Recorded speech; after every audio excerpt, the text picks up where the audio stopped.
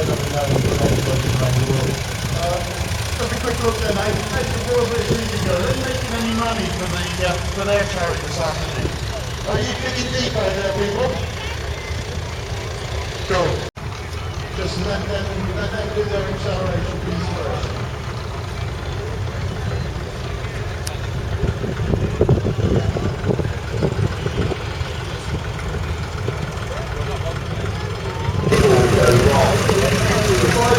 Post-war manufacturers were Fordson, Ferguson, Massey, Ferguson, International Harvester, David Brown, Airfield, which turned into Holden.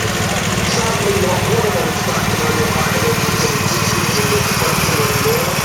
Many of those manufacturers closed down. The only exception is the old Ford plant at Gloucestershire. That was opened by Ford in 1964.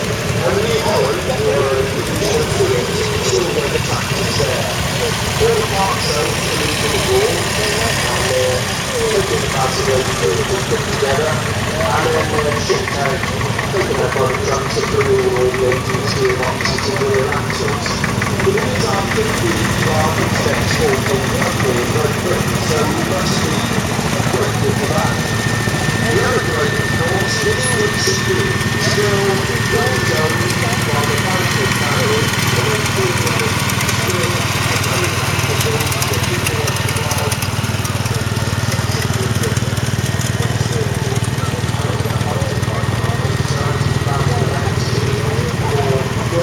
The fast track tractor, which is really a game changer, being very able in the field, but also very fast on the road. Most manufacturers followed suit with that concept.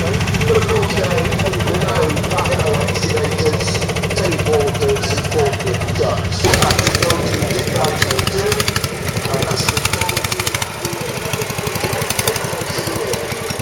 of the 42 million tractors were made there.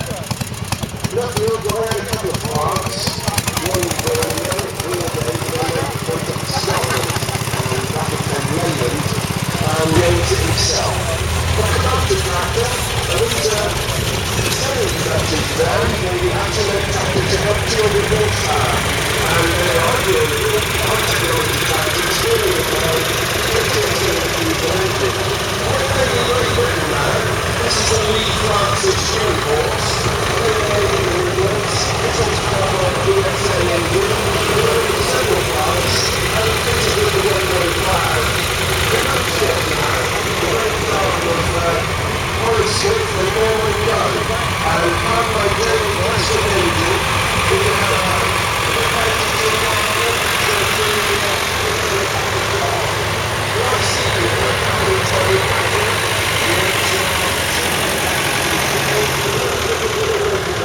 Holden on the ground.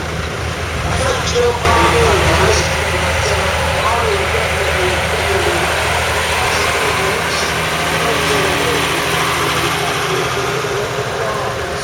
British tractor now, the Ransomes crawler. These are made from 1936 until 1964. They're mounted, they're well-built to tracks. Tractor for market garden work. So, we believe in technical effects. So, if anybody wants a cultivated in a greenhouse, go ahead and talk to that chap, and we'll do a smashing job for you. The wheelbars, American manufactured, usually placed around the pole engine, easy to dismiss that as a one-gun mower. But they're not. They are a big tractor. You can fit them with big-mounted dual hitches. Some of them have got lifts on them for ploughs and cultivators, and they save a tremendous amount of back-breaking work. The German-built Holden now, this is a B12. This is an award-winning tractor. It won the best tractor in its category at the Cirencester Tractor Show a couple of years ago. And Holden were the German tractor manufacturer with very good distance to this day. They went into four-wheel drive with no ground clearance. You notice the paddle stop and put in the cutting with the right on the guard. And that was a very common feature to see on European tractors. But this particular tractor here, probably struggling along the ring now, it's a trusty. And it's a Jubilee, just before the Second World War, and not around until the 1950s. It's a work-behind tractor, powered by several pieces of engine, which was a Douglas engine laid down the road in Bristol. And this has been in the same family ownership since day one. And this is the third generation of the family to use this machine. It can be used with a plough. In this case, it's got a set of disc arrows on it. And it's rare to see one with steel wheels still on it. Most of them have got converted to pneumatic tyres. It would power the blower. It would actually have a trailer to sit behind it. But a centrifugal clutch, and the later ones actually have a provision for reverse on them, because as you can imagine, steering something like that and pulling it out of that headland would take quite a bit of effort. But back then, when they were at the day, we said he was more worried about being trusted than he was about the Germans at the time. But by that 1947, Tom Council was made, and he probably the agricultural sector do a lot of plowing actions. The first mass-produced tractor, which really was the most successful, was the Fordson Model F, and that came out in 1917, made by Henry Ford. And it was only a couple of time really before the internal combustion engine was harnessed for use on the farm. The tractor really was advantageous over the horse, because of course at the start of the day you were using horses, you had to go and catch them, you had to feed them, then you had to harness them up. If you don't walk behind the horse for that day, doing about an acre a day if you were ploughing or something like that, at the end of the day you'd have to take all the harness off, then you'd have to feed the horse and then probably put it in a stable or out in the field where it came from. And then if you wanted to use it again the next day, of course, you go all through that palaver again. And of course, a lot of crops on the farm were grown recently for horse, so that affected the productivity of the farm. The only practice though were very crude and, let's say, basic. They just take the whole car through the plough. But once the initial feel of it was eliminated, most farm workers would rather sit on something like a big old tractor rather than walk behind the horse all day. The other advantage of the four-time with a tractor, the new tractors, is that you can compress the ground, so you're not going to be active and what have you. And they do obviously a good job for what they're working. For most farms, as they recognise in the post-war period, most of the still being used right the way up into wartime. The man who really invented the tractor was Ferguson, and he worked with Henry Ford actually. He turned his tractor and implemented the way to go to Europe with a hydraulic system with three-point linkage. And around these tractors, and as you can see by more modern tractors and quality power, you still see those basic Ferguson linkage with the three-point and the hydraulic lift. And that also controls the working depth of the implemented every R14 full-time tractor. So that's really where we get quite a depth of it on that. But when the Ferguson tractor puts that great transference onto the rear wheels, you can fly right up into the corners. So as a standard way, faster with Ferguson. Most of the manufacturers have to follow suit with improvement linkage, but none of them as sophisticated as Ferguson. So it took 10 years for its patents to expire before all the rest could actually get calculated before the top of our wires. During the Second World War, we ran out of tractors, we were able to fly the Lander. Unfortunately, they were born and built as tractor plants in Aberdeen, and so in doing there, we were invented one-lane Fordson. 137 miles in the range, only 95% of them married during World War II. And they were a good old machine, but they did do the job and enabled us to learn the basics, like roottops and potatoes and things of that nature.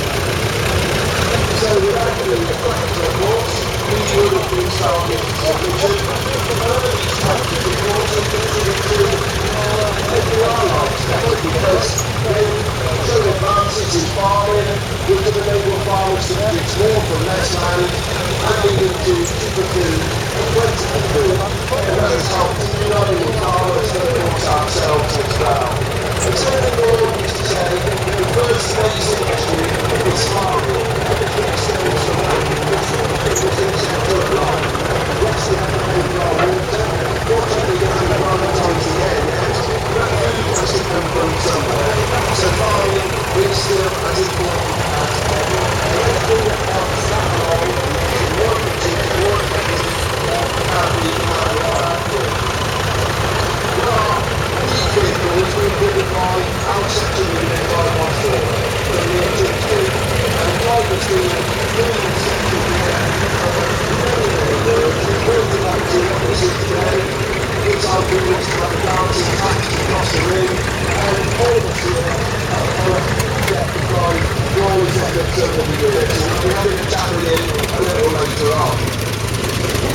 2000 was launched in 1964, made in 3 factories throughout the world, still being built in Barcelona.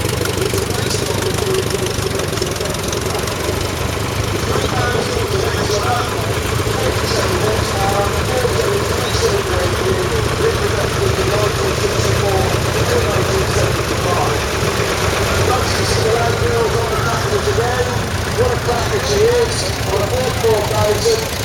The last Arnoux girls are supposed to go tractor on that to drive on, but that was the next in the range upwards. The 62 horsepower, third force 4000. And that is all Gloucestershire. There's very well these Arnoux girls. We've got a real team of them here today. The other 4000 is the top seller in the range. And the record pricing for the Fordson lady tractor. All of these tractors are owned by Northern England, and all of them are in display formation. The 35,000 was a heavy horsepower tractor for its time, 75 horsepower, a 1970 model in the H plate. And then turbocharging came out in 1971 with the 7,000. That's very more horsepower under the engine with a 18-driven turbine, so more engine expensive torque sensors into the engine. And that actually gave the most horsepower that was really good at the time. One of the competitive Ford Cerney 10s in its time commemorated 25 years of tractor production at Basildon. 103 horsepower, 6-cylinder engine, a really good safety camera and sound engine and anti-vibration. The Ford Paramount relaunched in 1958 and marked 3 versions of the E-Range, making the range, the latest available range of Babylon, and the six-stroke engine driving position. The making of the range of a worldwide range of tractors made by Massey Ferguson, the 130, that was made in Holden in France, and it's the Massey plant in Europe and it's still made in the Massey Ferguson factories when Galileo closed down. The top seller of the range was the 135. The record pricing for the 35X, made from 1964 up until 1980, and that has cost over $1 million of those in the world. The original that has been 1960-year-old by into the 1970s, the black top model, which is the carbon top. This is the direct version of the 135, the 148 with increased horsepower, and it states in the gearbox so that we could put it in the cab, so that the driver wasn't so cramped in his driving position. Very fitted with multi-power style, which is a total on move gear system, and made a very happy with a good tractor to want the extra specification. A reliable team of tractors and owners using agriculture and highway maintenance, and generally you can see where it's got yellow paint, it's probably said it's like on bird tracking or highway maintenance, so that's an industrial version of the 165. The 165 is about 60 horsepower, and it was a direct replacement for the 65 tractor which was launched in 1957, and that's just an order bread, the only of all these tractors. The 168 was the smaller version of the 165, and it's 6 horsepower. It's got the power adjustable variant or track wheels like this 175 has, so you give a nut and several nuts, probably about you can open the wheel on them, going into taking the wheels off. Then the front lights on that 175, that's exactly going down at the front, you can stable. The other horsepower on the 175, and the result was the 178. Better quality road stroke, perfect engine. All these engines, the ones on Massey Ferguson, right away into the early part of this century. They were their own in-house engine manufacturer, and they drive Ferguson in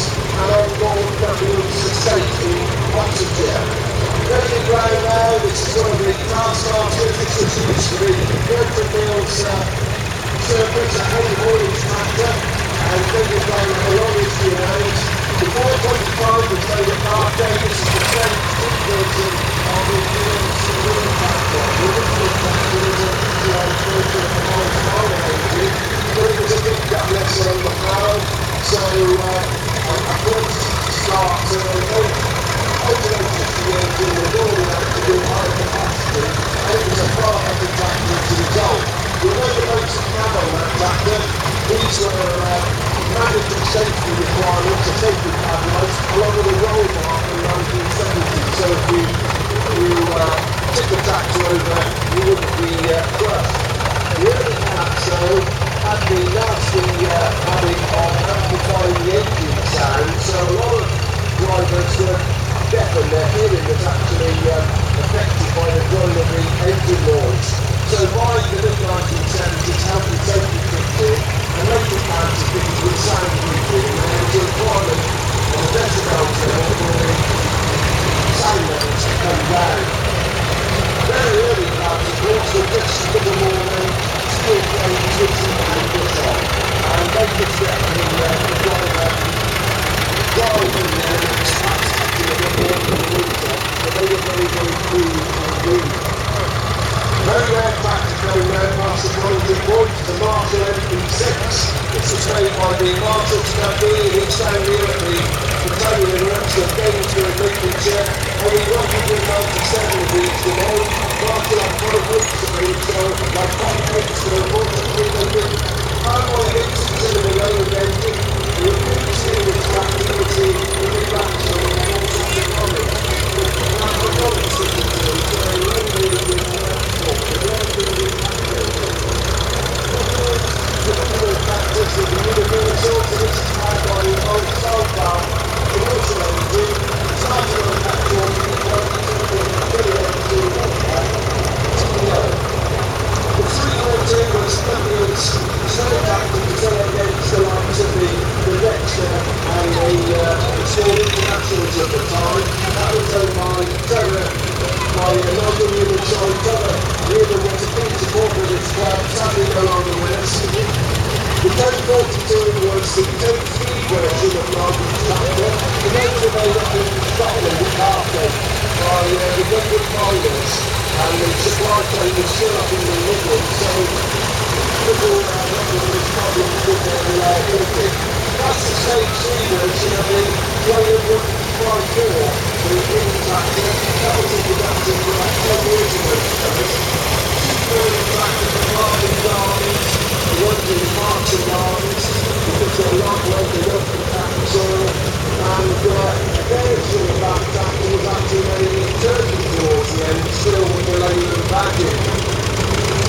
Airfield was a false William Morris, responsible for many a Morris motor car, and he realised he was still need to get involved in practice in the post-war period, so the Nuffield range of practice was his training child. There's a front page on this one. This is the Nuffield's engines engine, but the early ones were fitted in Ferguson engines because they didn't run their own engines that were not minimised and amalgamated the new engine engines came out. A wartime Fordson now, and this was the tractor that we had when the first Romans went on during the Second World War, finished with farm and stolen colours. Too much of the time for a long lap on the Gothic wagons, so they started to make them green. And that's exactly how most of the Fordsons with the Kubota front cabinet with steel wheels on, pneumatic tyres were in very short supply. The Nuffield original, Nuffield 460, that was the most powerful Fordson in the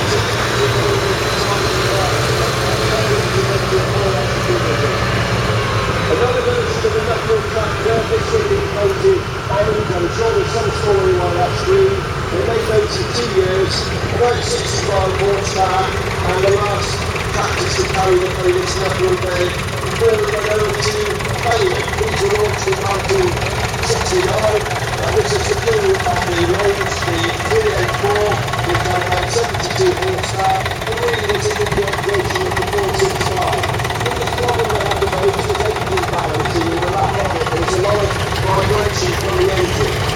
Now, many tractors were acquired by Marshalls in the early 1980s, and the whole production line was shipped down to Gloucestershire, Lincolnshire. This is one of the last things that we did in the Leyland engine, because the Leylands afterwards. And I know 4 or 16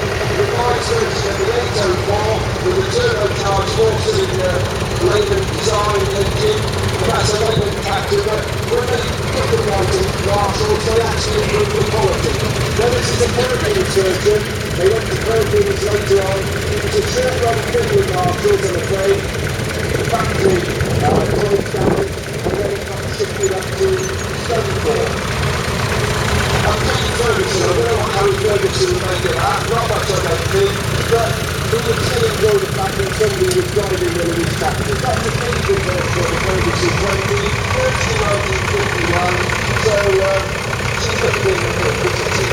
The High Major, that was launched in 1945, and they quite well until 1952. The direct replacement for the Model A, the second consider that though is still Model A. The main difference is the rear axle. And that's not wrapped into a one on the horse on its 1951. No hydraulics on that one though. You have to start to call that a bit better. The Super Dexter was the ultimate version of the Dexter 80, so the main Dexters for about 6 years at Gloucestershire. This is one of the last tractors to come out of sort of Daniel Ryan, like 60,000, and that's one of the last tractors to be made there. With a new colour scheme. And that was quite a powerful tractor. With a Perkins engine. They sent the casting tractor to the Perkins built the engine, but then they went home to gather it in final with assembly. Gordon then got back together and started making their own tractor 3-cylinder engine. But Perkins were responsible for many a conversion. A lot of manufacturers went to them, and they were one of the first diesel engine manufacturers to not only make tractor engines, but engines that would fit in combines and commercial vehicles as well. The tractor that you see that's turning around now is probably the oldest tractor that we have here for the Cerney Valley. This is an international harvester Titan. Now the Titans were one of the first big success stories for international harvester. They had 78,000 of them were made. Quite a few of them came over during the First World War and were very well inside. A two-cylinder design, starting on petrol and then running on kerosene. The big tank you see on the front is the coolant tank. And there was actually a damping valve on this tractor to counteract cooling. And along with the models, International had very successful with these tractors. So you see a lot of similarities to what the tractor engine when you're looking at the wheels and what have you. Yes, they were true, and they could get a lot more work done than the horses, and they must have been a very welcome sight. And quite a few of them have survived in this country, and Holden Reeds just up the road were the main distributor for these. So to be given something like this in the First World War, you must have been either rattling up and down the road these days with their high-speed gearboxes, air-conditioned cabs, and satellite navigation systems on there. It just shows you how things have progressed. It's a big drive table as well. Well, that was calculated so they're very different to the style of installation. We didn't have a tractor, they moved it from day one, and 1944 model, fitted with the Bamford cutter bar lower. So that would have been clear off the wheels, that would have been a reciprocating cutting action, and that would have been the cutting the paint job. And a lot of them were floor shooting. And that whole engine puts in a high driving position, like the non-label combiner with a high or low speed gearbox. Some of them do hydraulics, yes, that one's got hydraulics, and that's got a single lever Swiss system, the double lever valve system was another bolt-on extra. The 4000, highly successful tractor. This is the stage 2 model with a 62 horsepower 3-cylinder engine. Every 3 parts, slowly Massey and Manuel, and in Airfield as well.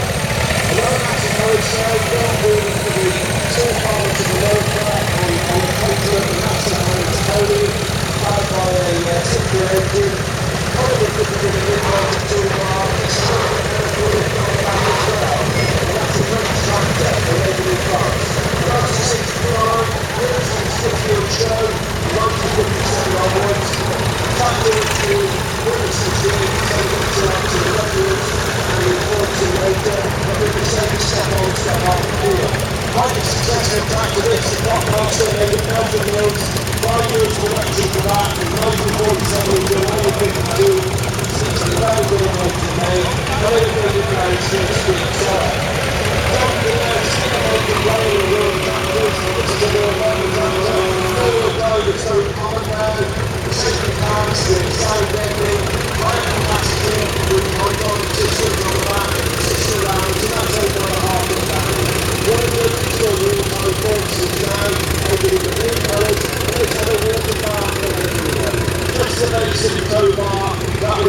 for ploughing. The in-tanky now on his Jubilee AR, the twin-cylinder John Deere. These are made from about 1930s right the way up until the late 1940s, about 300,000 of those. Next, another great day of tractor manufacturing, made still in business today. This is what we see, and we first saw these prior to the Second World War. Very high quality tractor from America. The 3000 Lucy, that's the one who's the most of the girlfriend. Sorry. The handle truck, the Volvo Lucy. And that's what it will be. Box. He's had a 3 litre now on his Massey Ferguson 35, a 4-cylinder model. For the first year of production, they had the 4-cylinder diesel engine, electric engine, and a highly successful tractor. About the winch. Mr. Eddie Thomas, this looks like an engine we built. It's not been a tractor built in the early 1960s. You can still get all the pistons in line with this. You've got the variable, adjustable variable track wheels, and a remote that looks like Ford. That's the Ferguson made. They're worldwide, but it's running in this country as well. The 13-cylinder version of the 45 really was the ultimate version of the Ferguson tractor system, and this will be used in all of the Ferguson vehicles. We're going to be in terms of the back, so this is one we focus on from down there into the potential sport starter. Most people opted for the 125, so that was the only magic. But your adjustable wheels on the back, you could alter the wheel alignment from 52 inches to 88. Another Ferguson, they look like toys, these tractors, but they are very strong, very durable, made from the finest materials, made by the highest tensile nuts and bolts, and their originator, Harry Ferguson, was a stickler for detail, so he insisted on perfection. Another 3000 with the square configuration engine, so it's got the same size bore and piston size, so a square dimension to the engine. And one of the biggest problems Ford had in the 1970s and 80s was porous blocks. The Dexter was launched in 1958 at the Dexter Drome in Alexandra Palace. The Major gets a workmate, and they sold 22,000 of those in the first year of production. The 4600 was the direct replacement for the Ford 4000, 62 horsepower, and fitted with the bubble cab, which had sound deadening material, so a lot more comfortable environment to work in. Another P3 engined Perkins-derived Massey Ferguson, and really a very fine tractor still being made in India today. Fergusons, you see a huge amount of these on show fields. 517,000 were made from 1946 until 1956. Nice to see the rear-mounted fertiliser spreader made by Vicon. Fiberglass body on that, so you didn't get any rot. The first Fergusons were built with the Continental engine, but then by 1948 the standard Vanguard engine was available. The W4 is a standard plough tractor. That was the conventional wheeled version of the Farmel H, about 25 horsepower and probably a lease lend arrangement tractor. The David Brown 990 was made from 1961 until 1965. 40,000 of those were made from David Brown's factory in Meltham Mills. Diesel Ferguson, launched in 1951. You can always tell a diesel Ferguson with the battery on the outside, and they were the first Ferguson to have the 12-volt electrics. The 550 was the replacement for the 148, so it had the deluxe cab when fitted, and all the extras basically, and that was the new range launched in 1976. Another T20, this was rescued from a hedge up in the Vale of Evesham, and a new engine was found for it, a replacement engine block, and it's been brought back to working condition. And you can still buy all the engine spares for these tractors. They're still available. In fact, you can buy virtually everything for them. And they're a lovely tractor to actually restore in a conventional garage, or if you want to start off with the tractor hobby. Nice to see the Lambourne cab. And these were made down the road, as the name implies, Lambourne in Berkshire, and you can still buy the cladding kits for those, but it was a basic tractor cab, really, just to keep the rain off. Andy Freeman from Appley near Tewkesbury. 25,000 of these 25Ds were made, and they were basically a revised version of the successful Cropmaster, but they had the traction control unit on the back which transferred the weight of the implement onto the rear axle. David Brown's own patented side. Now that's Sam Tasney on one of the original Ferguson 20s fitted with the Continental engine, the Z120, and Harry Ferguson was delighted about that because he thought if it had an American engine a lot of Americans would buy it. The 35X was launched in 1961. It was the highest horsepower Ferguson tractor of its time, differential lock, and you could always tell the 35X with the pre-cleaner coming out the bonnet. The 880 was launched in 1965 with the new Selectomatic range of tractors in the orchid white colours, David Brown's own 3-cylinder design, and the three-way switch giving position, draft and external services on the hydraulic with a flick of a switch. The 7600, this is a Mark II version with 103 turbocharged horsepowers. This is a David Foot tractor from just down the road, and turbocharging was a good means of getting extra horsepower out of an existing engine design. Another Perkins diesel engine, massive 7-bearing crankshaft on these. All of the nuts and bolts on these engines are Whitworth thread, so if any of you are going to restore one, remember you need to get some Whitworth spanners. Farmall, the different type of tractor to produce by International Harvester. This is the Stage 2 version, this is a Farmall H, and high ground clearance, adjustable wheels, commonly fitted with a mid-mounted toolbar. Row crop tractor really. The Fordson Diesel Major, one of the most successful tractors ever made from 1952 up until 1964, that's one of the early ones. The diesel engines were fantastic starters. They would always start. If you had half a decent battery, they would always go, and very, very frugal tractor indeed. 135, now this is a different one. This one's owned by Paul Johnson. He's come all the way up from Wales, and that particular tractor is fitted with a petrol engine for the American market.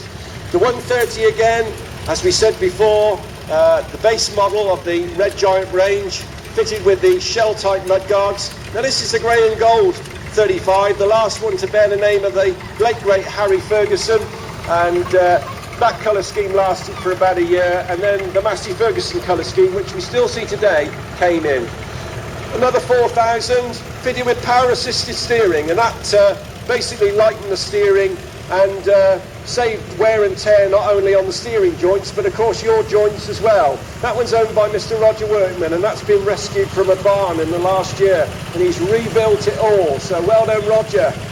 An Opperman moto cart now, and this was one of the cheapest forms of 30 weight transport on the market, made by S.E.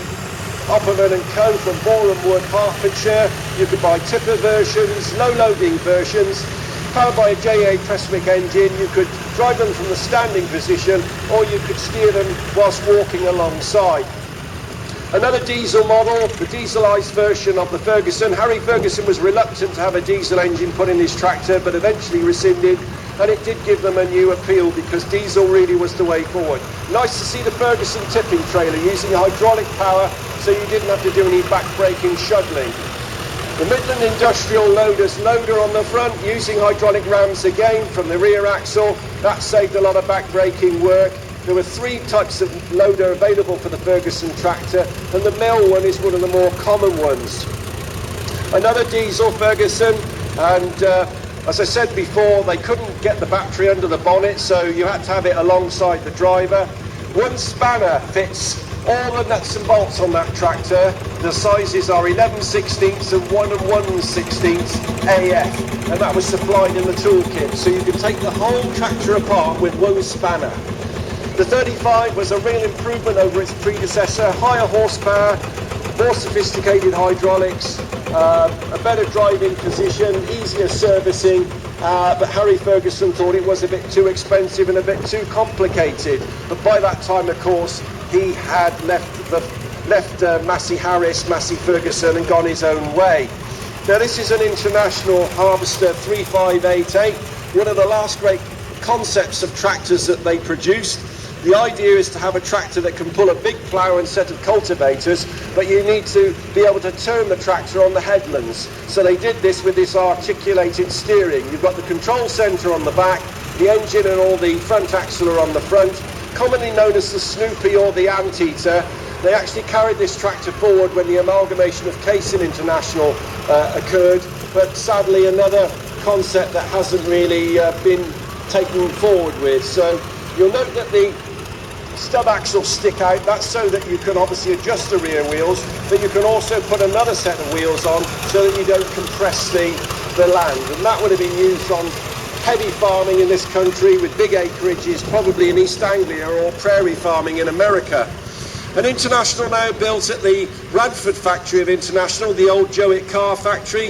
The B275, launched in 1959, in production up until 1970, 35 horsepower, an 8-speed gearbox, and permanently live hydraulics.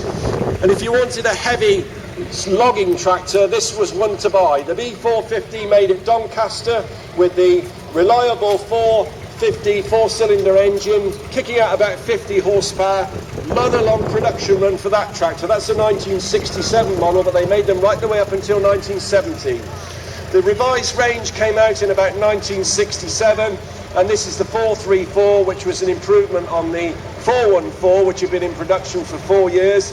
One made in Germany though. International had a factory in Germany long before a lot of other people did, in Neuss. This is a 3-cylinder 52 horsepower 523, and it's got the change on the move Agriomatic gearbox, which really made life a lot easier. You didn't have to crunch any gears. The 434 fitted with the basic cab, an indirect injection engine on these, so you need a good set of glow plugs before you turn the key.